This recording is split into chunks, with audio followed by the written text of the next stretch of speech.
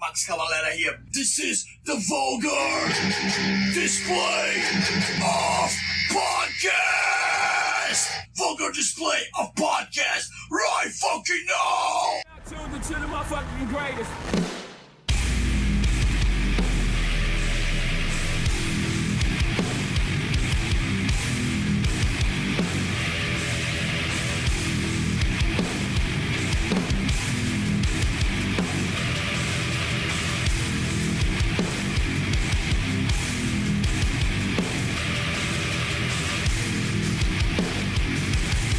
Tuned into the motherfucking greatest.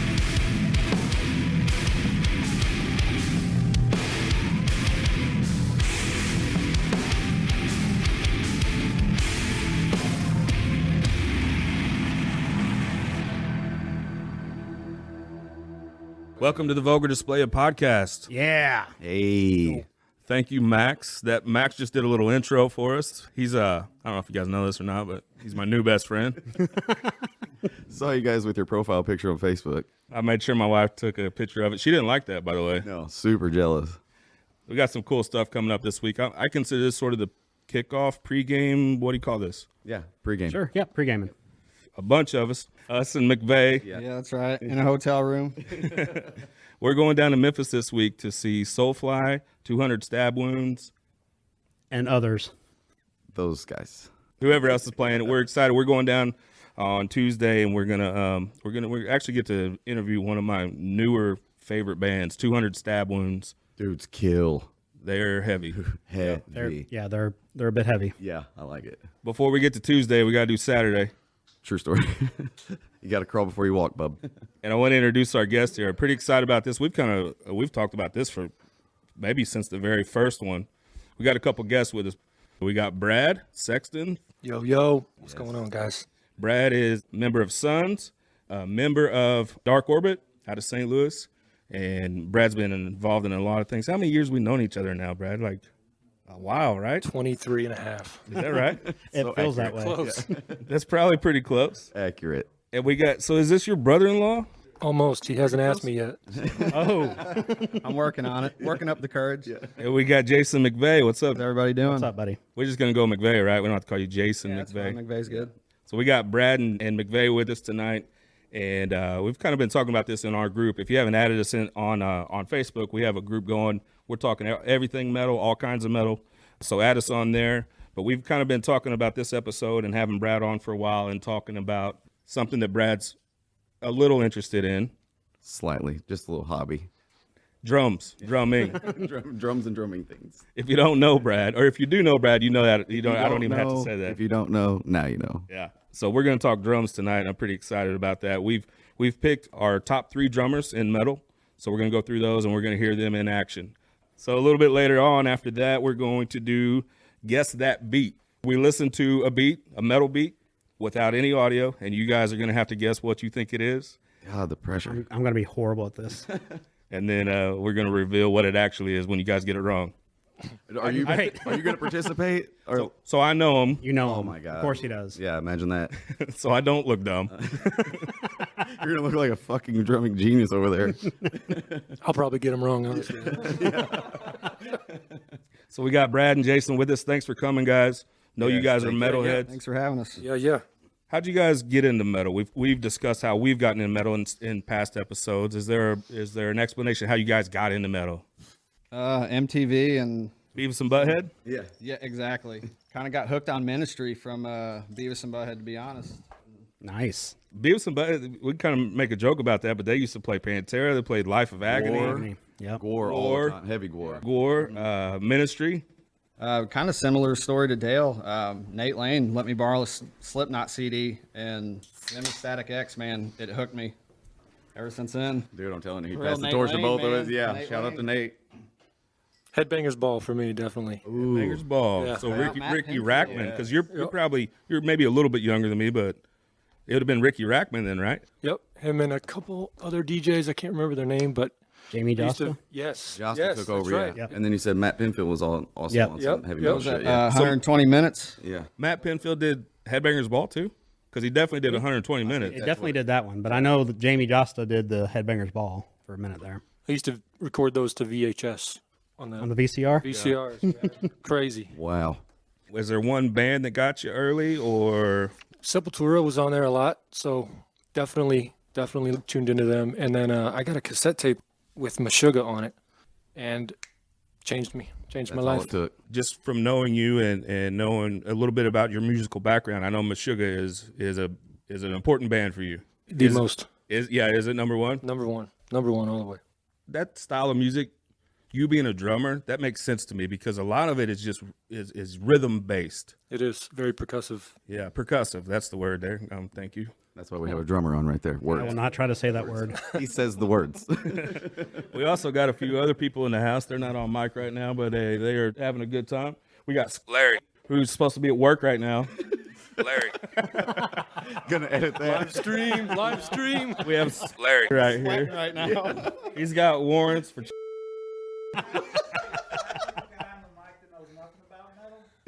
Yeah.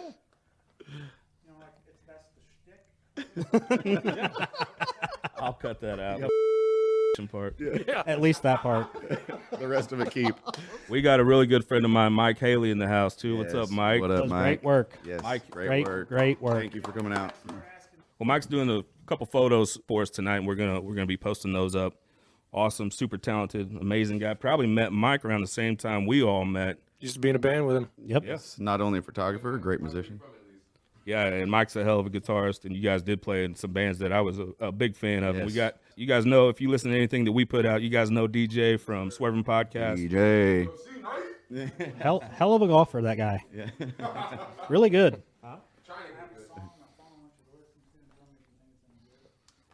I'm in the middle, so.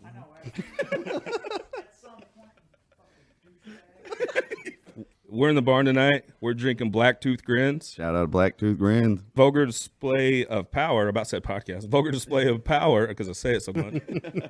Vulgar display of power turns 30 years old last week, 2 weeks ago, I think. We're getting old. I could not believe it when I seen that. I mean, I guess in math in my head should make sense, but seemed crazy to me. So I thought Black Tooth Grins would be a good Oh, yeah. Perfect. drink for choice. us tonight. Yep. Yep. It was. We're going to go to break right now. When we come back, we're going to start talking drummers. We're going to get our top 3 drummers and listen to a little bit of their craft. So we're having some Black Tooths tonight. We're celebrating Vulgar Display of Power Cheers. in memory, in honor of Vinny, Dime. One of the, you talk about Meshuggah R.I.P. being your number one. Pantera's my number one. Everybody knows that about me. I'm like Pantera Chad, I think. I seen the sticker on the minivan out there. I knew it right away. I will never forget pulling into Walmart one day, right? And I'm looking for a spot, cruising. I see this fucking mom van with a Pantera sticker. I'm like, that is fucking dope. I go walking through the aisle, and who I see, Chad and Sarah. I'm like, oh, I know whose fucking van that is. So we started out a bunch of kids. And That's how that works? And she's like, we can't do cars anymore. We got to get a soccer van, you know, and soccer mom van. And I go, nope. Unless we put a Pantera sticker on that. I can't be driving that shit around. No, I got a rep around here. I'm from the hood. Like, they will f me up. I'll lose my G pass real quick. Yeah, so and she agreed. I don't even remember if she did agree, but I ordered that and I slapped it on there. Yeah, you took her like she's asleep. You pause for a pee break and go slap that deal on there. So this one's for Dime and Vinny. Rest in peace. R.I.P. So Vulgar Display of Power. We're headed to Memphis this week. We're going to see Soulfly and the Openers and Your best friend Max. He knows you're Merch. coming. Yeah. my buddy Max and Gloria. And they've actually invited us to come back and at backstage and help out with a few things.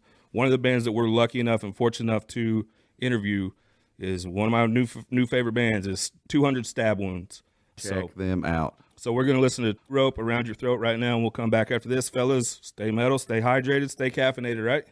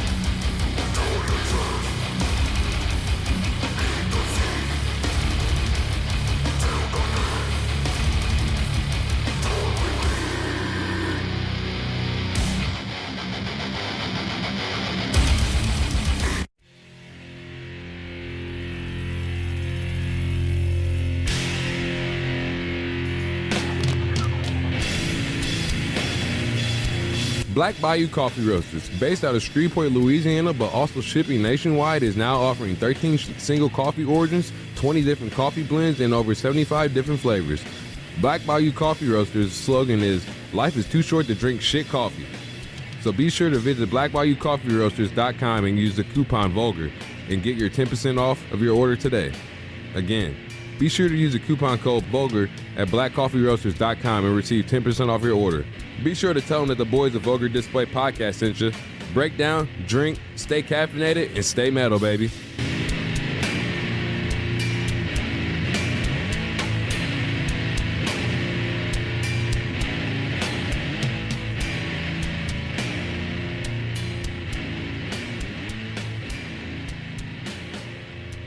Welcome back to the Vulgar Display Podcast. Yo. Like I said, we're having a good time. It's Saturday night. We're getting a little drink on. Yeah. Is in the house, and he's my good buddy. About died 3 times, but he's still alive. He's not on my memory wall yet, so I know that's how I know when he's alive. But that's why he's too.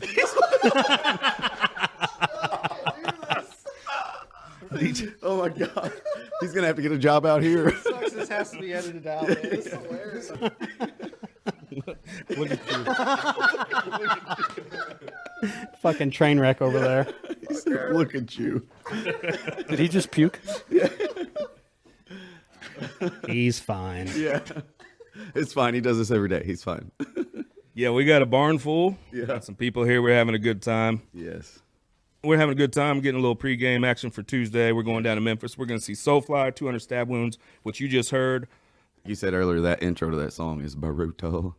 We got Brad Sexton in the house. We got McVay in the house. Thanks for joining us today. Brad's a drummer, been drumming a long time. You told us how you got into metal, but how'd you get into drumming? When'd you start drumming? You know, I started playing bass a long time ago and got in a local band, had a drum set, sat behind it, stopped playing bass immediately. Started playing drums. Just instantly fell in love with it. Game changer. I like to hit hard. drumming, yeah. I can't stop Yeah. tapping and playing. I'm always doing something. But yeah, as soon as I knew I could hit hard, game changer. I mentioned before, do you do Sons basically yourself? Is all the instruments Brad Sexton? Yep. Okay, and then you sometimes will have some vocalists Yep. do guest vocals. Exactly. Being the singer of A Life Once Lost, Yeah, in the works right now. The or- music, Nice. he's got the music. or should He's I not working say on it. that? Like, No, it's good. like- It's all good. He's got the music. He's working on it. I'm just letting him do his thing. Man, I've listened to the whole album, and you have too if you're listening to this and if you're a fan of Vulgar Display Podcast, because almost every commercial you're a part of, some on the Suns record. Hellhaven. So all of our commercials, all of our bumpers features my guy here, and we appreciate all the help. He's helped me a lot with some of the technical aspects of this stuff. So thanks worries, for doing man. that. No worries. Let's get in these damn drummers. What do you say? Let's do Yes. that. Let's start with Brad. You're our guest, Brad. So we went through the list of metal drummers, and we all picked 3. I was surprised. We all picked different drummers. There was not one Nice. single overlap. Really? One single Happened a overlap. couple times with certain a good topics. thing. Yeah. That's a good Great thing. thing. Yes. So you're going to hear a lot of different drummers and a lot of different styles, but you want to go number 1? Let's go number 1 drummer. We don't have to number them, but we're going to number this one. Yep. I don't know if I could number him either, but obviously I have to go with Thomas Hawk, Meshuggah. That song right there. I mean, if you're a part of this machine, even if he wasn't the drummer to this band, somebody else drummed for him, that drummer. Can we listen? Oh, yeah. Oh, yeah. Now you talk. Listen to that. That was Hertas. A bunch of Hertas on drums is not an easy thing to do, and it does it the entire song. So what's like a 6 Hurt? minutes. What's a hurt? It's a group of 4 drum beats, in this case on the kick drum. So it's like, I don't know if you can hear that, but it's like, Like a horse gallop, like an extra little gallop or something. yeah, it sounds like a horse gallop, 100%. And he does it for like, it feels like 10 minutes, but it's actually maybe 6, 7. Yeah. Yeah. Unreal. Crazy to do. Yeah. Crazy to do that on any drum. What about a drummer's stamina?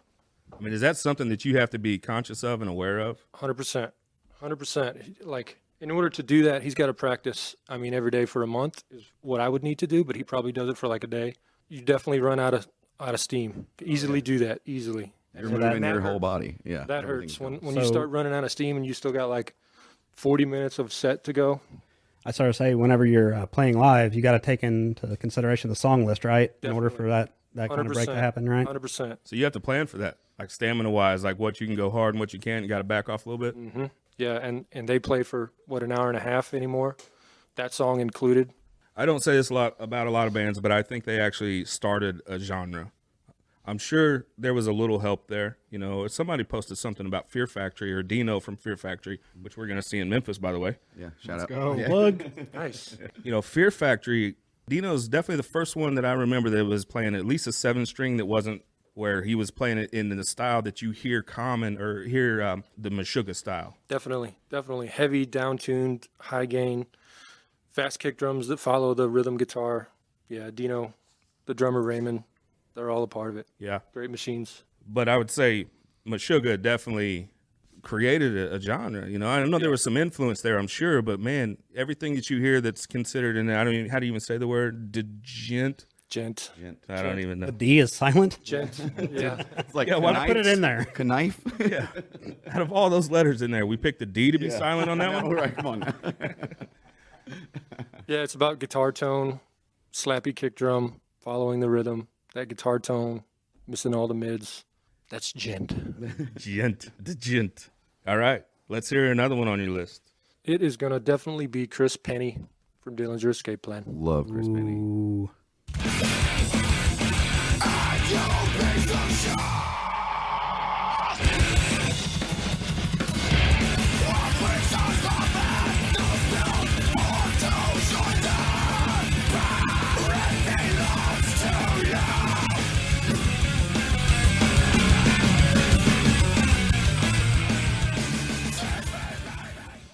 The OG eventually moved on to Coheed and Cambria, Yes. Yeah. I got actually. to meet him Yep. with Coheed one time. It which was killer.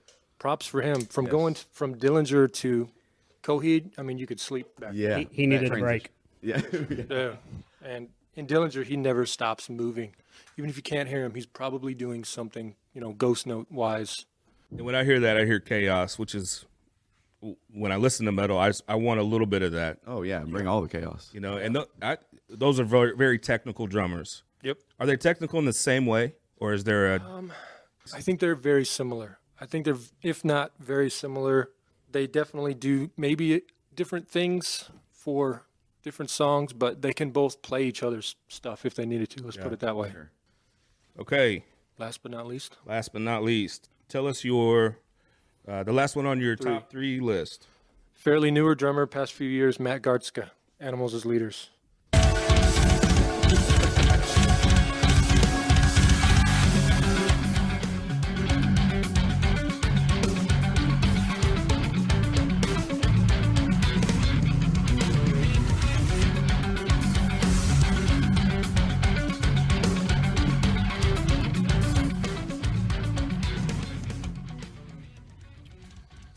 They actually have no vocals, right? All instrumental. That's right. And guitar player can play too. He's incredible as well. He's on another list for sure. Tobias Sias? Yeah, Tobin. Tobin. Tobin Abasi, I believe. Yeah, Abasi. He's kind of changed the guitar and actually changed the guitar the way he makes his own guitar. So that even the way that it looks. I mean, in the guitar world, he's a god. You know, they talk about him very highly. But that band technically can play. They can play anything. It seems like, and especially Definitely. the drummer. Yeah. Especially the drummer. Said he's an alien. What do you guys think of the list here? Solid. Good list. Bangers or busts? All Bangers. bangers. Yeah. Bangers. And they're good. And And they're good. Me and Brad actually Heyo. got to see both of those bands together. Was 8 years ago. It's been Meshuggah Pops. Yeah, at Pops.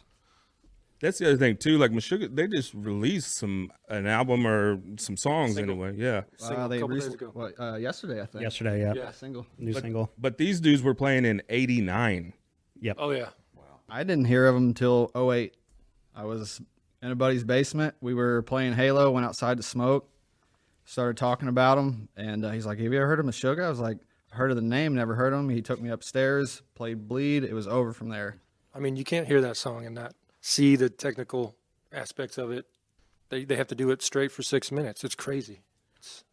You love being a drummer. You love that technical aspect of being able to play it. What about punk? Love it. Anything drums. So even just still nasty, like might even be off time and. Yeah, anything. The good thing about being a drummer is that we don't play notes like on a keyboard that have a note attached to them. So I can play the same beat to Metallica as I'm playing to, Garth Brooks. I can play the same beat. It kind of transcends music in that way. We don't build progressions.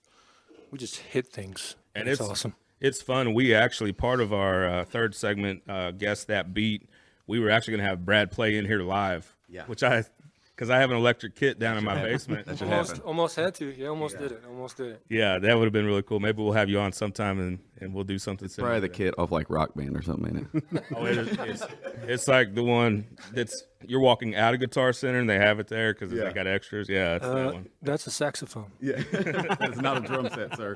So, Brad, if you had a fourth favorite, please tell me it'd be Dale Doback. Ooh. Yeah. Yeah, that's a good one. Dude slays. Yeah. There is a lot. I had like 6 that I went to right away. I mean, the other one is, I guess, an honorable mention would be Eloy Casagrande, the dude that plays for Sepultura now. Okay. Crazy. And he's young. He's insane. He was on the last Sepultura album. And he's always moving. He's always doing something, whether you can hear it or not.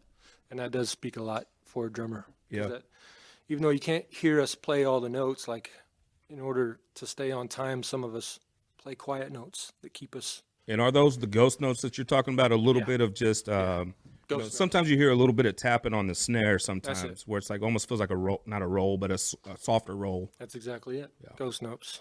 And he had some big shoes to replace too with Igor. Oh, yeah. And I wonder if Igor's on somebody's list. Spoiler. Yes, another spoiler alert. The guy with Sepultura there. All right, we're ready for good list, man. Yes. Great list. Yeah. Bangers. Thank you. All bangers. And we're going Twan now. Twan, one of your top metal drummers. Let's go with Ben Kohler.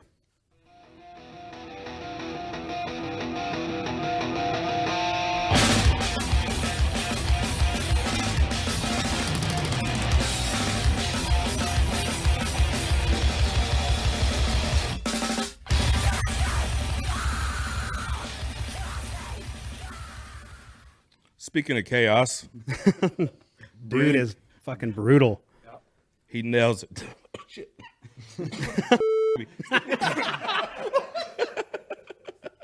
He nails that live too. He does. Yes. At least I think it's so chaotic that he might not be nailing it live, and I still wouldn't be able to tell. It's a crazy ass show watching him live, but that's Ben Kohler of Converge and Mutoid Man and a few other bands. He's part of that crew. Yep. Cave In and all that type of stuff. Yep. We pulled that from Jane Doe's Concubine. Great album. One of my favorite metal bands for sure. You want to talk about your next one? I do. And it is Mr. Shannon Larkin. Underrated.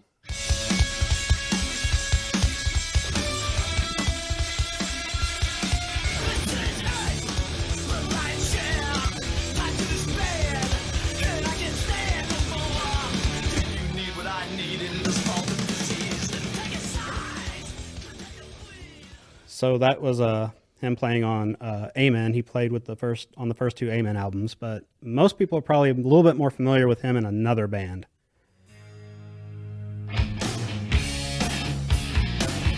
See that? That's radio, motherfucker. Scott fucking KB. Shout out KB, fuck Moby. Dude, that was smooth. Me and Twan set that up like a Dude, that was so smooth. But true. Yeah. Very true. And I've got a crazy story about him that just came out recently, and I had to read it like twice.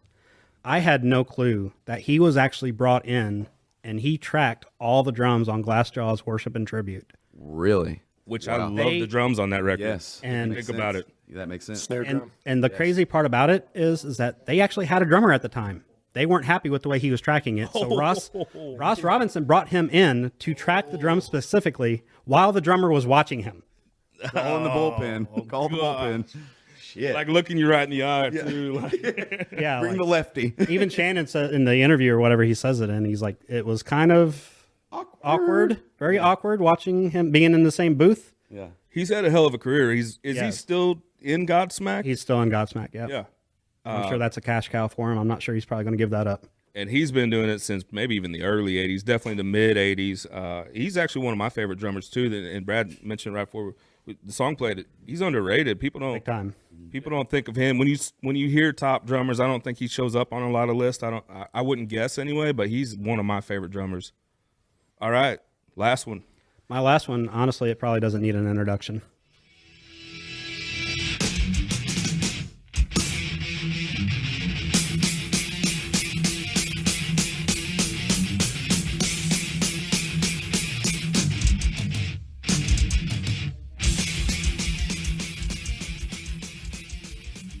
Yes. That shit fish hooks you to get into metal. Just off the bat, when you're a kid in the fucking 80s and you hear that. Get over here. Right? Lars is insane, especially in his earlier years. I like the new stuff they're putting out too. I think he's really good on, especially that last album, Fuck You, Chuck. But it's so good. I love their newer stuff, but I cannot believe he showed up on your list.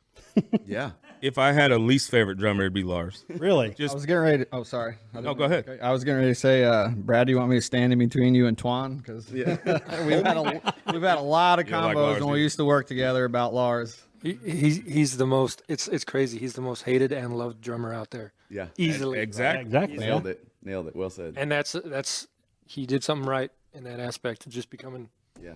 everyone's most hated, and Right. most loved. So Did it right. Yeah. And I would maybe even consider him more of a songwriter than an actual drummer. I mean, as crazy as that sounds, he crafts songs that are timeless, amazing songs. And, there was a period where Metallica fell off for me, Oh, yeah. but I'm really enjoying the new stuff that they've put out. And the drums on Injustice for All are fucking great. The double bass on One, that's the first time I remember hearing double bass. And it was probably a Headbangers Ball kind of thing, or maybe Beavis. I think they did that on Beavis and Butthead. I remember the videos, the Yeah. war video, remember? Yeah. That That was- video was sick. Yeah. One of the first things that they were like, "Oh man, you gotta learn how to play that." And of course you can't at first because double bass. I understand his influence. I understand his importance, but as far as drummers go, I can't stand his drumming. Agree to disagree, sir. And another good thing about what he does is it's not too technical. It's not too crazy. So is it hard? Maybe it is. Maybe it isn't. But sitting on there and doing it every night, it's got to be pretty easy. I just hate. Yeah, right. I've made this joke before. Is like Lars beats his snare more than I beat my wife. By a hair. Like those You might want to cut that one out. those rolls. It's close, but Those rolls, he just uses the snare all the time when I think he could, in my opinion, he could be doing more fills. toms or some other. It just my hang up. I'm not saying he's not important. I think he definitely is. But just my hang up, he just wears that snare out like be missing work. He did have a cool quote that I like though when they cut their hair. He said, or when people are calling them sellouts, he's like, "Yeah, we sell out every fucking night. Say what you want about it, man. they've been doing They it sell forever. out fucking every time they take the stage." And I love him. I hope it's not coming across that I don't love him. no, Yeah, same. I think we all You hear feel the that a same. lot, though. Yeah. I stand by my decision. Solid. All bangers. I all respect bangers. that. All right, Dale, Me. one of your top 3 drummers. You want my number one? Yeah. Well, it's got to be Joey Jordison. You didn't see him at work.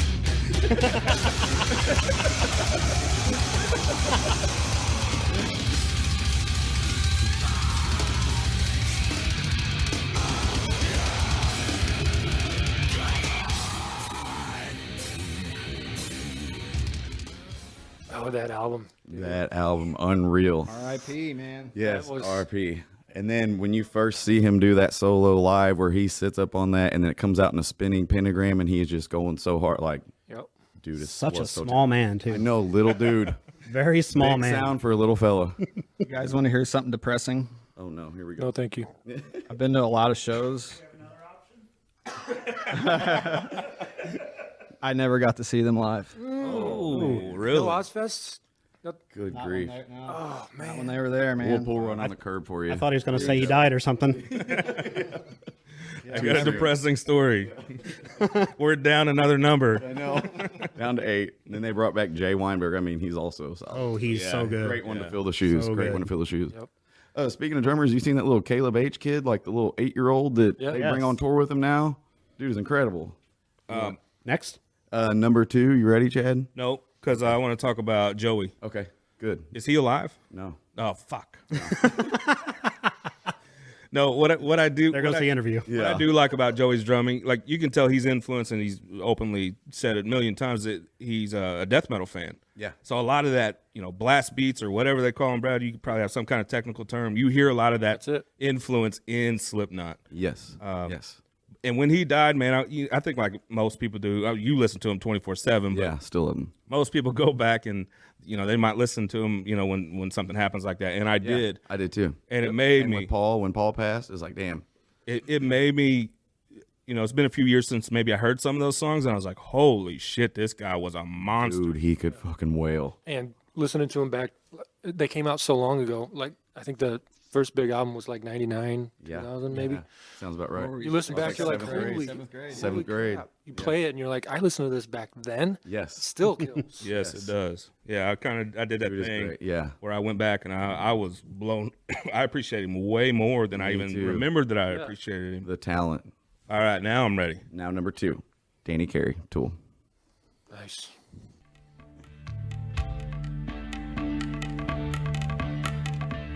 There's other parts, but I had to pick this one.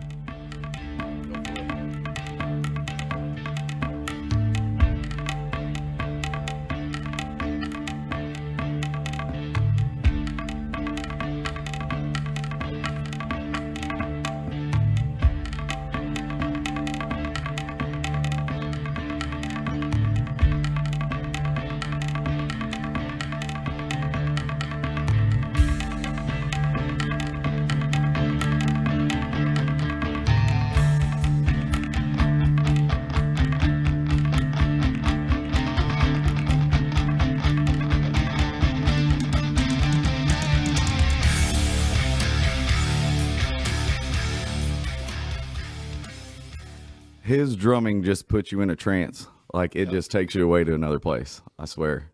I had Unreal. to pull. You nailed it. Nailed that. Love it. There's a million parts you could have pulled from. Yeah. Every song. But that one's not as well known when you hear some Tool drums, you know exactly. So that was right in 2 off 10,000 Days. Yes. And it's probably at the 5 or 6 minute mark or something. Yes, and he just goes off. And are those what kind of drums are those? They're like the little plate. 3 Yeah. Yeah. They're rototoms. rototoms. go. Small little guys. Yeah. They should be called Danny Carey toms. That's true. He uses them, and Yes. Neil Peart I think maybe does too, or used to. Yeah. Is he dead? I believe so. Yeah. Sure. All these fuckers are dead, man. We're old as shit, dude. old, man. Yeah. Okay. Last, Chris Sadler, Lamb of God, and Megadeth. So you know my love for Lamb of God, and dude's obviously talented. But if you haven't seen the Philadelphia video where he does a little fucking promo thing about how he does the ruin fill, like he has real long double bass pedals, and with his right foot, he does 2 hits on one bass drum, so he's getting like 3 runs on one fucking, like with both feet. He does 2 on the right and then 1 on the left. So he's like triple double bassing, if you could say. Is that a common thing? Not really. Yeah. I mean, it's more common in metal. It's heel to toe. Yeah, that's what it is, exactly. Right. And he said just live, sorry to cut you off, he said just live, and the adrenaline hit him, and it just like clicked on him, and it's called the ruin fill thing, and he does double bass with 1 foot.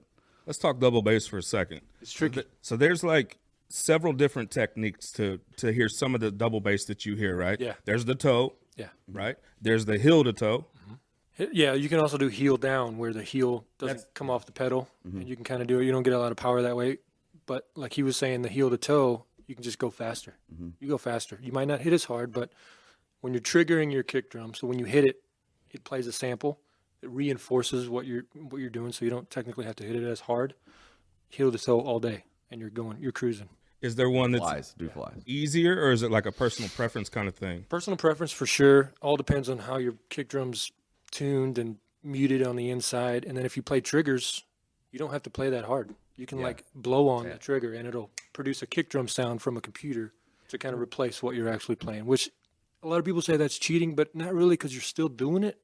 So you're okay with triggers? Because I was going to bring that up because that's in the drumming world. I think that's a pretty hot topic Absolutely. where some Yeah. people, Yeah. you know, I think of As I Lay Dying when I think of triggers. I think, Right. Yeah. I think there's some triggering there. I don't even know if I'm saying that right, but Yeah. they've sort of been people point the finger kind of at them. It's with like some of the Bloods and Crips, like people will battle. Yeah. and you got the red on, so Blood, baby. Blood gang gang. Trigger gang over there. Our shoes. Jay, I got red Chucks, and Jay's got blue ones, so we're beefing over here. So, Brad, in that aspect, what factor does it play when you go from a single bass drum to a double bass? Like physical, like two But- yeah, drums. yeah. You know, when you hit one single drum, a lot of times the bounce off can stop you from going so quick because you can, you know, some drummers don't muffle their kick drum or there's no pillows inside of it, you know, so you can't go that fast because it bounces off. But when you have two different kick drums, you can load them with pillows and blankets and whatever, and it's like hitting a snare drum with your snare. It wants to bounce off oh wow. quicker so you can go faster. So you're okay with triggers? Absolutely. All right. Well, you just got it. Triggers are bangers. Yeah. Banger, Yeah. banger, banger. Still got to play the stuff. Now, triggers versus sampling. Sampling's a little different. If you play to, you know, if somebody hits go at the start of a set and then you're playing to things, which almost every band does, also fine unless it's your actual drums. If the crowd's hearing your drums and you're not playing your drums, that's when it's garbage. And that happens too. Absolutely. Oh, wow. All the that time. hurts. All the time. Learning so much tonight. And That the hurts. bigger you get, the less you play. Guaranteed. Like when you see all these shows like at halftime, you couldn't hear him playing the drums. Those were all already recorded. That bums me out. I know. Because now we're like Katy Perry. Yeah. Right? Now we're Milli Vanilli. Yeah. Now, I don't think any true metal band samples their drums, but I could be wrong. I totally could be wrong about that. Let's go next subject. What about Depressing. You got three? Oh man. Oh, okay. No, go ahead. It's all good. All right, okay. I mean, You got some. one from him, one from you. You know, Okay. Chris Adler, That's fair. Yeah. Hawk, Chris and Adler. then it would be my third, probably Brad Wilk, just because Rage has been my overall favorite band since I was a kid. So Yeah. That's a drummer doing a lot with not a lot of tools to do it. He doesn't Yeah, he's got carry a small big piece. kit. No. Yeah. Like, it's just that's just me being biased, you know. Just like I said, Rage has been my favorite band since childhood. Yeah, I like him too. Like I said, he doesn't. I like drummers that don't need all that, you know, where they can just have a pretty simple piece and do a lot with it. I used to sit on like YouTube on Guerrilla Radio, just like the intro, and rewind it. Yeah. Like the first like 30 seconds when him and Morella are jamming. Yeah, just getting it. rewind it. Yeah. over and over and over. Can I go? I guess. Whatever. Yeah. My 9 favorite drummers. No shit. Oh snap.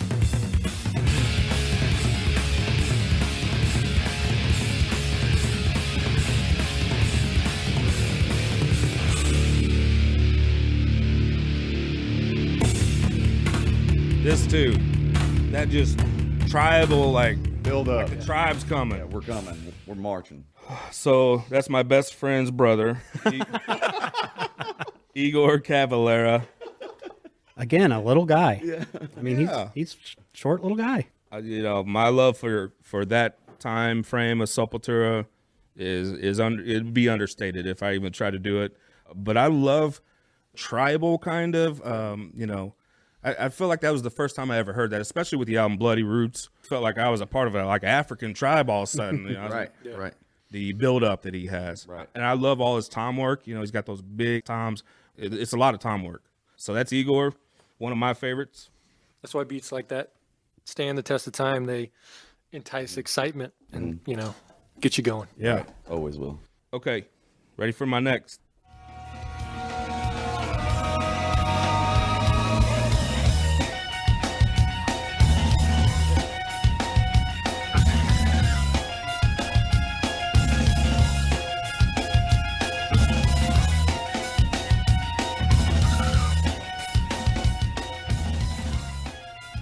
So that's Sammy Watson from the Apex Theory. Good. Love pick. the Apex Theory. We talked new metal last week, and I'm kicking myself because I didn't mention them know. as a super underrated band. Yes. Killer live, killer album. They're Very, very moody live. yes, we- absolutely. We saw them in Cleveland. Chad and I did. I was and at a Warped Tour here. and it was a completely different show by the time they got to St. Louis that summer. Right. I mean, they were just in Cleveland. He was just kind of walking around, singing, just kind of holding the mic. And then in St. Louis, he was a fucking madman. Yeah. He was all over the That's what I love, stage. yeah. And Topsy Turvy's the album, you know, and it came out. Incredible album. Could have pulled something off Topsy Turvy, but that was actually from their second album. They had another album that was one song for 20 minutes long, and it didn't even have the singer. And me and actually Brandon Moses, and I forget who else, we saw him in Washington University without the singer. And that's when he became on my list. Like right after that night is when You were like, tonight you're my number 2. it was incredible. Yeah. And if Moses is listening to this, which I think he Love does, you, Brandon. Moses is another drummer. Yeah. He's sick. Great drummer. Brandon Moses, yeah. I remember watching him play every time he would play. Yeah. That he was was kinda- so good. Back in the day when we used to play a little music here and there, that was kind of the argument. Everybody would say, who's better, Brad or Brandon? Brad or Brandon, you know? And you guys were like the top drummers around here. And it was neat because you guys were all in the bands together and would play all the parties and shows together. That was perfect. Oh, yeah. That was a good time. We did that. There was never any competition there. No, what a time to be alive. And Mike, too, with a certain somewhere. We had a good time back in the day. Kids still do that nowadays? It's a good question. More. I don't know, It's all on 40. YouTube. Yeah, it's on the YouTubes. It's a Twitch. Yeah, I don't know. Yeah. My last one, and then we'll go to break. We good for that? Yes, Yep. sir. No. Always know from Brad. Now. Mike Smith from Suffocation. Okay.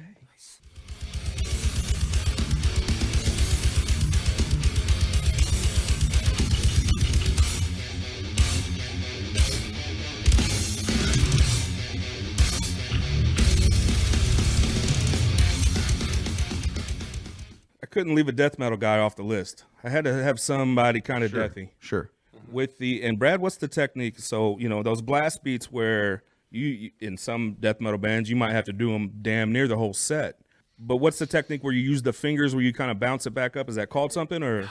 Not really. I mean, death drumming. I mean, you keep your hand where it's at, and you only use your fingers, and you let the snare. You tighten that snare up as tight as you can get it, and you just sit there. Yeah, the technique is called drumming. Oh, Yeah, That's it.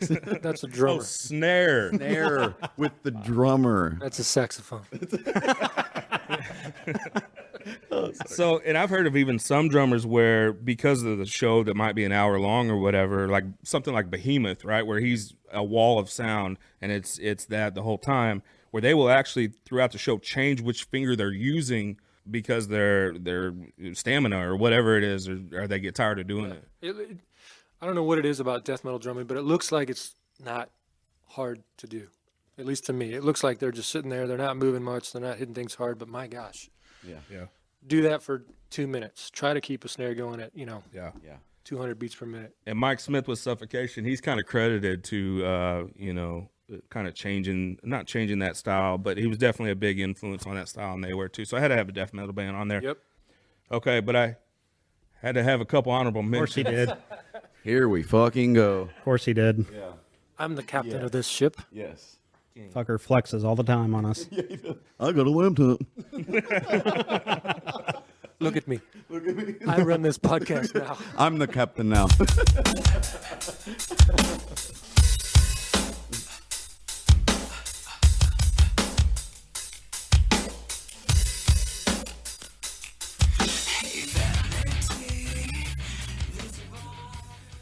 I feel like he almost made our list because me and Brad even talked about it off air. Yeah. He was close to my list for sure. Abe Cunningham with the Deftones.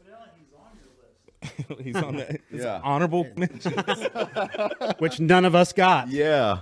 He had a snare drum sound on White Pony that was like game changer. We start buying snare drums, snare heads to try to sound like him. Of course, you never can.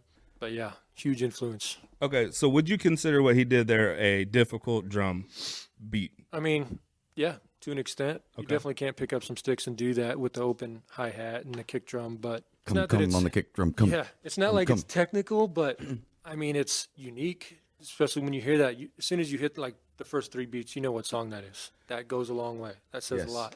That speaks volumes.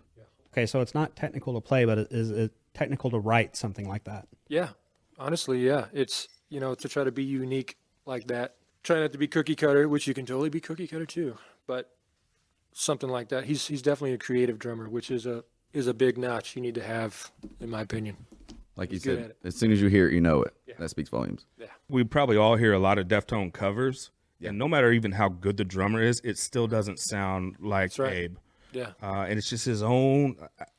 I'm not a drummer, but I would think drummers wouldn't really. They could play that if they were decent drummers. But it's still not gonna sound like Nope. that.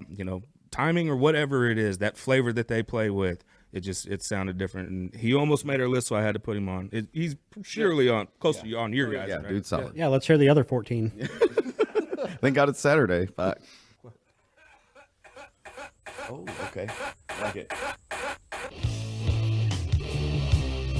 Bill Ward. All right now.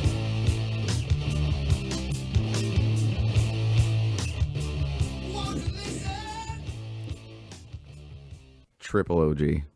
That rhythm section too. Both them. And Ozzy cannot not get the credit, right? He's going to be up front. He's going to get everything. But they were so solid on the back end and basically created the format or the outline of metal. Yes. So I wanted to include him on that one. Yeah, when you're a part of a machine like that, it doesn't matter how technical you are. You're doing your part. Guitarist is doing his part. Everyone's. They're gelled. One more, and then we'll go to break. Can I get one more? Fuck, I guess. It's your show, Ace. Yeah, it's your show. Are you guys all agree on the same thing on who's the first metal band? Kind of. Give me 1 sec. Oh, that's on your list too? You're cutting his grass over here. You're mowing his lawn. Yeah.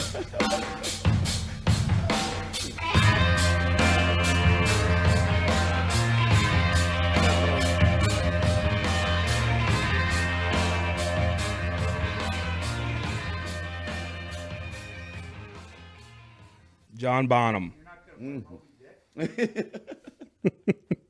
Dude, that beat there is like legendary. People still try to get that sound. Slap back reverb real quick. That's John Bonham from Led Zeppelin. I know that's not a metal band per se, but I just think his influence just was so Can you shut the fuck? He's getting his digs back right now. For somebody who doesn't want to be here, he's sure making himself vocal. It'll be hard to cut you out of this one, boy. You can't have a drumming episode without at least mentioning John Bonham, and that's why I put him on the honorable mention list. Sorry, guys, he's only the greatest drummer ever. I mean, Next. Yeah. Right. Who's next? We know where there's more. Take those guitars and tune them down, play them on an 8-string, boom, you got a doom metal band. Yeah. He'll add him in editing. Currently. Yeah. You got something coming out of Louisiana or something. Okay, what do you think about the list? We good? Yes. All bangers. Good. Great Yep. drummers. Bangers? Yes. Bangers. Yeah. All right. We are going to hear a Dark Orbit. We're going to go to break and hear a Dark Orbit. This is your band. You guys, what's the plan with the Dark Orbit? We are almost finished with an album. We've been writing it for a long time, I know, but I'm in a band with all dads, so please forgive me. We're writing. Vocals are going down now. It's taking its time, but it's going to happen. And shows? Possibly once the album comes out, we'll start playing shows again. We're kind of on a dad hiatus. You know how that is. All right, so this is a Dark Orbit. We're with Brad and McVay. Yes. This is the Vulgar Display of Podcast. We're going to go to break. We'll come back right after this. Thanks.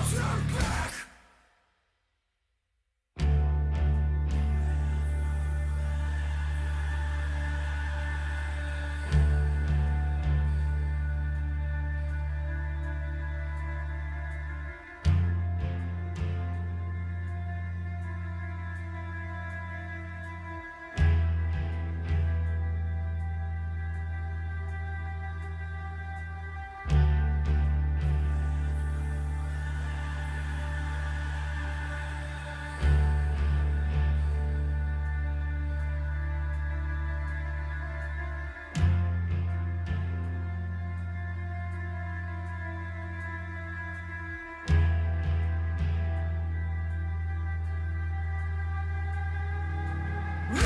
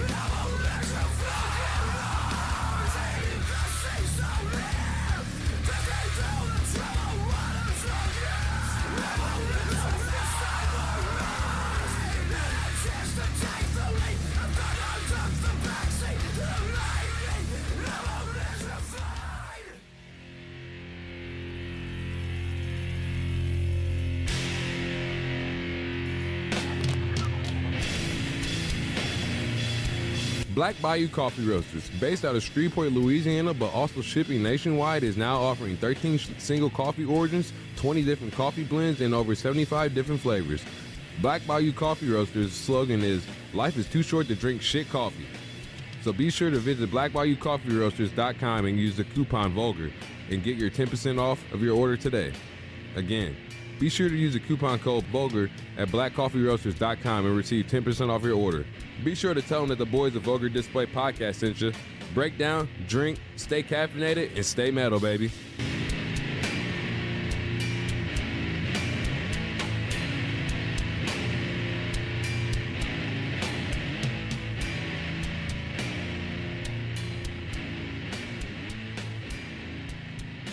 Welcome back to the Vulgar Display Podcast.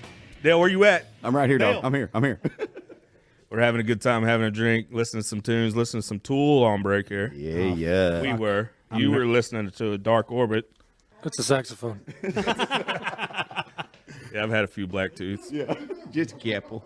We're having a good time. We got a crew in the house. Nate showed up. What's up, Nate? Yo, Nate. Nate, dog. Studio audience. We've shut up. Can I cut in ask Brad to talk about what he's getting ready to go overseas for? Sorry to call you out, Bradley. Can you explain, please? Yeah, what's that about? Friends in a band overseas out of Scotland called Frontierer. It's like tech metal, essentially, tech death metal. And they might need a fill-in drummer. Nice. For tour, for album? For tour. Wow, that's exciting. In Europe, yep. I'm rehearsing my booty off right now for it. Like it's a definite, like this is happening. I'm thinking it is. Is this breaking news here? I just want to, be prepared in case, all things are good over there. I know there's a lot of stuff going on, so. Right. Brad Sexton, the new Shannon Larkin. I just want to be ready for it because it is incredibly tough stuff. Can you play Cats in the Cradle? We do it twice a night. Free bird. That was an ugly kid. For all you youngsters, that was an Ugly Kid Joe reference. Can you play Freebird? 3 times a night. I know what you can I play. love this set list. Anything Lars wrote. And during break, my buddy Larry here, he agrees with me that Lars sucks. Larry, can you come up here for a second? Yeah. Here I am. You sure his name's Larry? Larry's got warrants, but Larry's got warrants.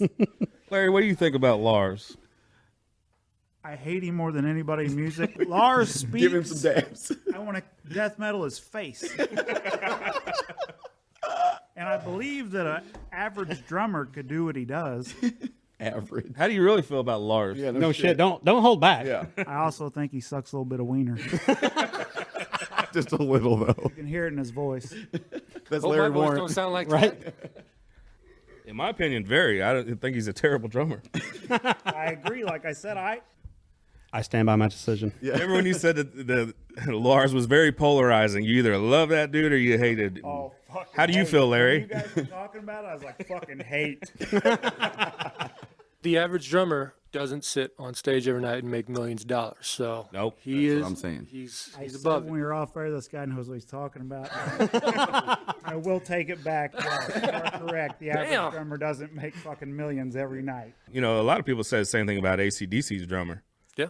He's been playing the same beat for basically 30-something years, and it does okay at it. Yep. The rumor is they switch bands each night, every tour. Yeah. Pretty sure that's true. You don't know what you're going to get, Metallica or AC/DC. Right. Lars' thing is more of a personal thing than his drumming. I think he's just such We can a tell. fucking douche. Yeah. Did he steal your girlfriend or how personal? You know, his drumming, that's neither here nor there with me, I think. I think he's just a fucking That was the point of the conversation. His personality definitely doesn't help him. His drumming's good. I just hate the motherfucker. still not admitting he's a great drummer by any means, no. Larry. You know. Larry. Is Travis Barker a good drummer? Yes. He said no. Is clear no. It's going to be a no for me, dog. Just fucking press You guys play. want to play Guess the Beat? Drop them beats. I'm a little nervous about this. Got this. Brad played us some beats. How many did we do? 3, 4, 3? I don't remember. We did a couple. I don't remember. Played us some beats. You guys are going to guess the beat. You ready for number 1? Yes. Sexton.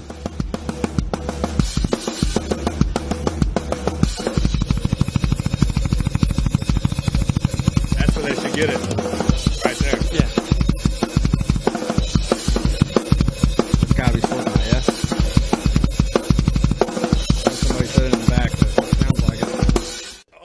Cast your vote. Does anybody know it right offhand? I'm gonna go Slipknot. I know somebody yelled in the back, but when you said they should get it right here, yeah. The double bass part. What we say? What's the answer? I'm going to go with Chaos AD. Chaos AD, you said what? Slipknot. And Nate says what? Surfacing by Slipknot. Nice.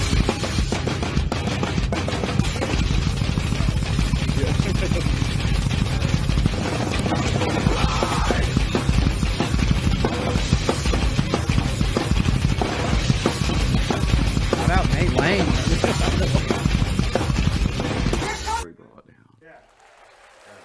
Woo! Thank you, St. Louis. Thank you. Good night. Slipknot. Shout out. You got it Joey and right. Brad. Yes. Sick. Yes. It So took, sick. it took two of you guys to come up with that, but you got it right. Hey, whatever it takes to win, bub. We got a team down there. Yeah. All right. Yep. Slipknot sick. And you did a great job, Brad. Thank you. Killed You it. did. Yes. Thank you. Yeah. That's me. That's our boy. Thanks for doing that for us. I did it. Yes. Thank you. I did that. That was my 16th take. Man is talented. He is talented. Low on the takes at number 16, but I finally nailed it. Yeah. Got it. Did it take you a long time to get it? What about Probably. drum covers? Are they easy? I'm guessing they're not easy. For me, it takes me like 20 takes a cover for like 30 seconds because I'm cursed with like a perfectionist. How it should be. Like- Yes. You want it right. I listen back and I'm like, delete, delete, delete. Oh, my snare didn't hit exactly right. Delete. Oh wow. And you post these often, right? Is it weekly or Yeah. something? You post just I'll go like stockpile a bunch of videos. I'll spend a night there and then I'll like just post them throughout the week. It's fun. yeah. But yeah, it takes me a lot of takes just because I don't sample anything. Nothing's fake. Everything you hear is through the camera audio. So that little part right there would take you how long to, at least from when you tried to start playing it to what we got on the audio? Usually on something like that that's that old, which that's really not that old, but I'll play it, like 5 times just to relive it because I still know it from being a fan of it. So I'll just play it and relive it and then I'll hit record and I'll probably nail it maybe the first time and then I'll just delete it so I can do it again. Knowing when to stop is like the hardest thing. Yeah. For real. Yeah, we're running on 2.5 hours here. Yeah, I got it. But when you're having fun, hey, you can't cut it off. And when you got a bunch of honorable mentions that nobody else has. Yeah. Wonder why it's 2.5 hours long. You want to hear the next one? Sure. Yeah.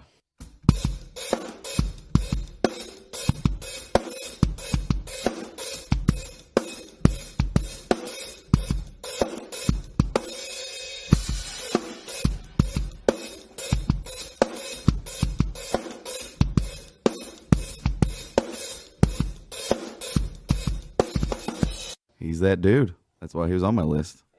Him's good. That was Tool. Was By it? the way.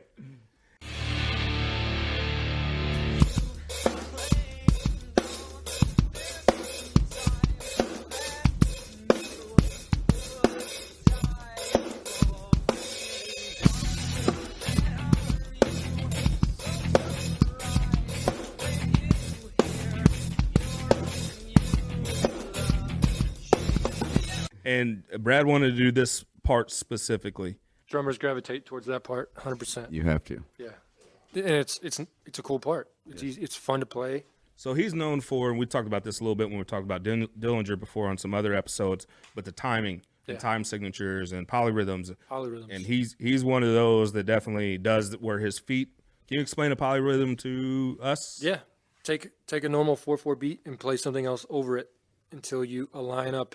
You meet at the end. Did you guys get that? Yeah, I'm so with it. It was like speaking Oh, Spanish. you mean a polyrhythm? Yeah. Now I get it. Light bulb. That'll be $20. Basically, your feet are playing to a different time signature than what your hands are doing, but they eventually will line up because of math. Yeah, Timing. definitely some math involved. With drumming, there is, right? Yeah, and it's all up. I mean, you could wrap back around to align at the time at the end, or you don't have to align at all. Meshuggah completely plays in 4/4. It still blows my mind to this day, but they are 100% 4/4. They just play riffs that meet at the end of that 4/4 measure. Right. It's also Joey Jordan's crazy. height. Yeah, 4/4. Probably close. Yeah. Is that hard to do in your brain? Yeah. Where your hand is literally on time with something that your feet aren't? Yeah, it definitely takes practice. You got to learn independence. Essentially, you want to be able to do 4 things at once and then think of your next step. You always got to be like 0.5 milliseconds ahead in what you're going to do. That's crazy. In your mix live, what do you have the guitars, I'm guessing? I mean, at least with a Dark Orbit, I don't have anything because we play to a backtrack. We play to a click. So at the start of the show, I'll hit go, and then I'll hear. Oh, yeah. And then I have to start, and I have to stay on that the entire show because we have sound effects that play. Yeah. Now, the guitars and the bass and the vocals and all the drums are still real, but I'm playing to like a background noise. So it triggers sub drops, those big bass drops, and then maybe some synths. It takes some practicing, but I found it easier to play to a click. So you do not hear the guitars in your... I don't hear anything. Any of the other guys. I might hear Chad, the vocalist, because he's so damn loud, but I don't hear anything. I wear like in-ears. I hear what's coming out of my PC. That's it. And really, they're following you. Yeah. They have to hear you. In the end, yeah, they are following me. Now, they also can hear that same click in their head, but they don't have to. They just need to follow me. See, I feel like as a guitar player, a bass player, singer, that would be difficult because you're hearing the click and the drummer. You want, hopefully, you want to be on that click, but I'm sure there's sometimes some variance to it to where you lose the click and you have to get back on it. Yeah, a funny story. We were playing a show once. We were fortunate enough to play over in Germany, and at this show, the outlets that you plug all electronics into are different between America and Germany. Oh, wow. Different adapters. So that was a rude awakening. I had to get a different adapter. But when I finally plugged my headphone amp that I hear this click for the whole show into, it blew. The headphone amp blew. Oh, wow. So I had like the quietest click in a state, like a big stage. So as soon as we hit go, the show's rolling. I could barely hear this click, and I'm like, oh man, this is torture. I'm sitting here trying to jam, and you get into it a little bit, you lose the click. But when you start hearing that click, that means you're coming off of it a little bit. Right. And you're not aligning with that. And I got off a full click.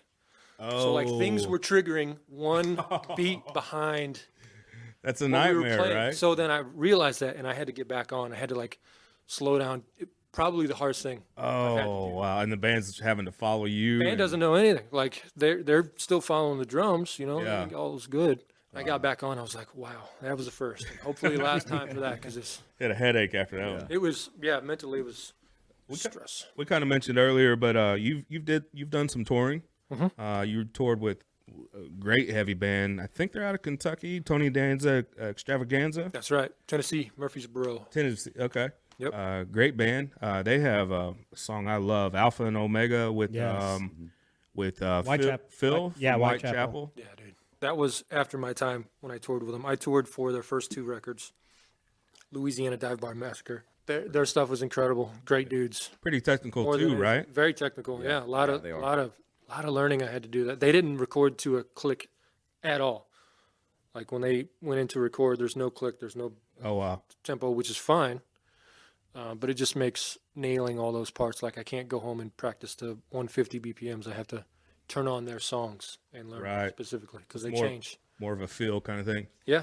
And then another band is actually brought up on our Facebook page. Go ahead and add us on there. But Calico System. Depending on where you're listening to this from, if you're from the area that we're from or St. Louis, you're definitely going to know that name if you're a metal fan. And they did some national touring, I think, a few times. Yep. You being one of them. Yep. A part of that tour anyway. Yeah, stateside for sure. That was the first tour I was ever a part of. Talk about a rude awakening to leave like that. Homesickness is a real thing when I was younger too. As soon as I left, when you're that age, once you leave with a group of guys, you can't just turn around and go back. You're set for a month out on the road. And I was like, oh, like a weekend, probably less than that. I started feeling homesick, and I'm like, oh, this is not. I'm stuck. I want to go home. I'm drumming every night. Mom, Dude. Mom, Help me. Mom. Me. I need a bus ticket. I don't even think there was like Uber or anything back then. Yeah. Maybe a bus. Yeah. MapQuest, man. Yeah. You were stuck. Tough it out, and you have to like who you're on tour with 100%. Yeah. Oh, yeah. Because you are 2 feet away from them at all times. Every day. So Every day. got to know all those guys. Great dudes. Still talk to them all, but And we're talking like 12, 15 passenger van type touring where you're pulling the trailer and you sometimes sleep in the van. yeah, most of the time we sleep in the van. As a matter of fact. But some great times too. Oh yeah. Yeah. Yeah. Good. It was awesome. I think. I mean, setting up and playing their music. Like I was a fan of Calico, just like I was a fan of Danza. So getting to set up and play to their stuff, nothing but fun. Seen those guys several times. I mentioned they were kind of kings of this area. They for a throw while. down. They throw down. In St. Louis, yeah. They actually, that was on one of my favorite shows, small club shows that I've been to. They opened that show, I believe. Hey, breed flyer right there. Yeah. Waving but drowning. Calico System, Not Waving with Drowning, another kind of local hero, and Hatebreed. So shout out to those old times and those old Calico days. Great underrated band. Like I said, they probably got a little national attention, but I'm not sure they're brought up a whole lot. But in this area, they were kings. Great album, great songwriting, and yeah, really good stuff. Pretty cool, man. All right, we ready for Guess the Beat? Sorry, Yes, Let's try it again. go back to that. Shit, yeah. Got off on we're a playing tangent. a game. I forgot. So we heard Danny Carey, we heard Joey Jordison. Ready for the next one? Ooh, that's a tough one. Now that I hear it.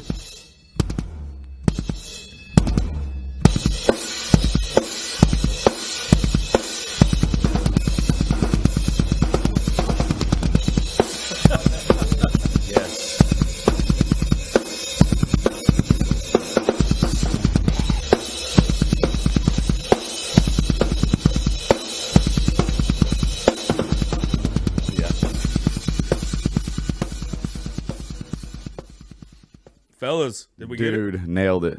Mudvayne Dig. He killed that. Mudvayne Dig. Twan, did you get that? I'm horrible at this. That'd be me, baby. I'm fucking over here just goddamn clueless. We were over here screaming as soon as Larry, it started. switch me spots, goddamn it. Yes, that was perfect. He's very good. When you sent me the video that we got the audio from, the grabs at the top of that riff or that song, really, it's kind of how the song starts, Yep. right? That was a great album that was off of. Oh, one of my favorite. Good Matthew stuff. McDonough. Yeah. yeah. That's it. Here we go. We got to hear the rest of it.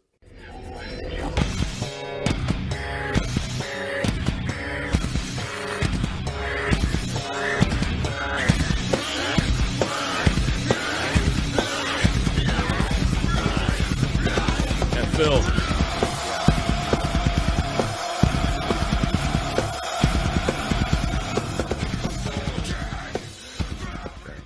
Name his cat Mudvayne. Mudvayne. Shout out to our boy Derek Paget for literally naming his cat Mudvayne. Nice, dude. Hey, he lived up to the name because that fucking cat was brutal. He would attack you in your sleep, bro. Like he would fuck you That's up. your boy that's in your favorite video ever that I put on Snapchat that's singing the Lamb of God in the front Oh, seat. yeah. That's Derek Paget. Yeah, that's our boy. That dude's metal all the way. That's his I've best.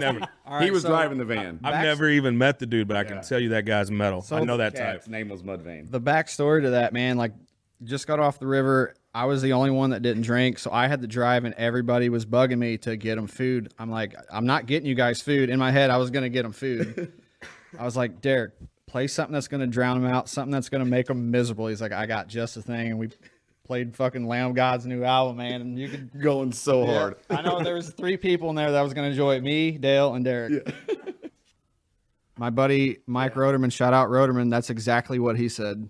Hey, no lie, we have to get this guy on this podcast. He's got metal stories out the ass. Please. From his words, he got Nazi boot stomped by Dave Mustaine because he grabbed his leg at a Megadeth concert. I believe that. And I'm happy. And he for works that. security. happy He for works him. security at some of these venues too, man. So he's got some stories. Done deal. You sold me already. Yeah. We ready for the last And you guys one? are the same height. Appreciate that. Get him on. Thanks. Okay. You guys ready for the last one? Do it. Go.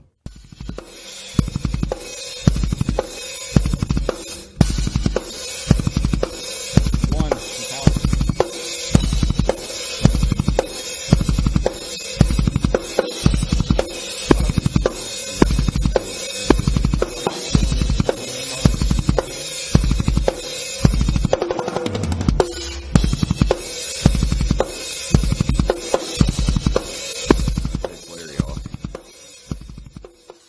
Any guesses?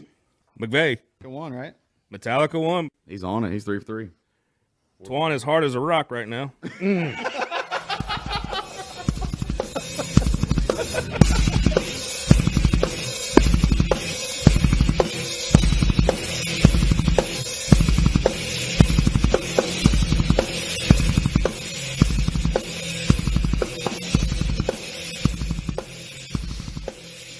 Larry is pissed. Napster. Napster. Real quick though, you know how many people I sat that wasn't even metalheads? We sat at parties and watched them play this on Guitar Hero, over and over, trying to beat this song, and they couldn't. They would get to the solo and fail every time. It was fun watching them right till then. It was over. And then it was over with. Larry, anybody else we missed? Guys that we like the list? Yes. Yes. Thanks, list. Thanks the guest for coming out tonight. Is it Appreciate over both of y'all. already? Yeah. Are we Thanks done? for coming out. McVay's going to Memphis with us. We're going to tear it up down Yes. there. We're going Fucking right. to eat some barbecue, drink some beers, hang with some bands, listen to some metal. Get our metal on. Spread some love. Vulgar display of power. Fucking right. So next time you hear us, Podcast. we're going to be releasing a 200 Stab Wounds interview. Want to let you know that this episode was brought to you by Black Bayou Coffee Roasters out of Louisiana. We've been drinking some this whole time. We've been recording good stuff. Check their stuff out. You actually, if you go to their website and you put in the coupon code Vulgar, you're going to get 10% off. Only 10. Yeah. They're one of our sponsors. We want to send some love to them. Yeah, so check out those guys, and we appreciate their support and sponsorship. We're going to send you out with Theftuous Entity. Again, Marcus is going to come on the episode. Marcus from Theftuous, and they're working on a ton of new music. And we appreciate Brad McVay being here. Yes. Thank y'all for coming out. It was a blast. Anytime. man. Yep. Anytime. Brad is at Sons on Bandcamp. Yep. Can they access your stuff there? That's it. And check out A Dark Orbit. Check them out. And coming to a European city near you, maybe, Maybe. Frontier. if Russia's okay. Two things. Fuck Moby. Stay metal.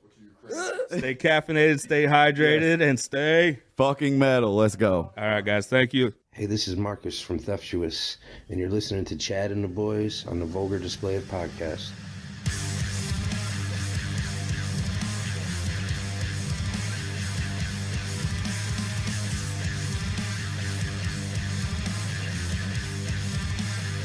Outside the box, fingers are crossed.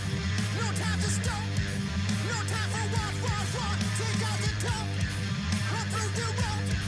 Give out the load. Turn off your clock. Inside I'm blocked.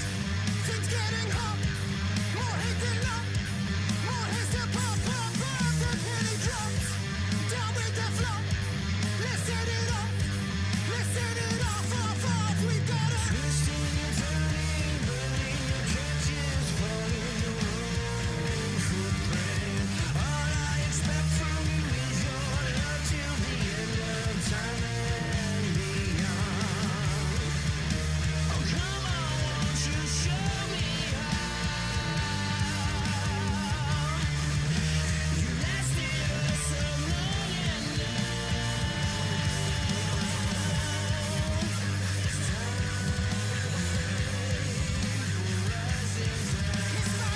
pitiful lot. Spare me your box. Spare me your life. Live lost. One just the dots. Blast out the plot. Piss on your plot. Piss on your gods. Good God, down off your cross. Dead horses float. Still on the rocks. Still here but not. Ferocious mob. Biting like dogs. Let's let the slot. Sound out that one last shot. Crowning the clergy, knowing how dirty this kingdom of God's become. You better step back, going too fast, bound to crash it all out. Come on, won't you show me how? You lasted us so long and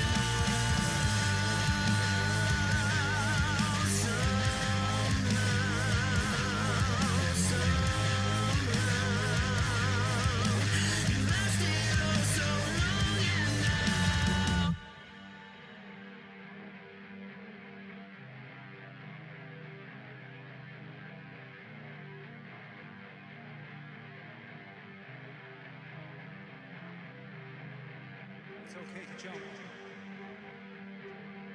It's okay to lose it further. It's okay to come from that hole in your heart where there's nothing to hold on to. It's okay to jump. It's okay to lose it further. It's okay to come from that hole in your heart where there's nothing to hold on to.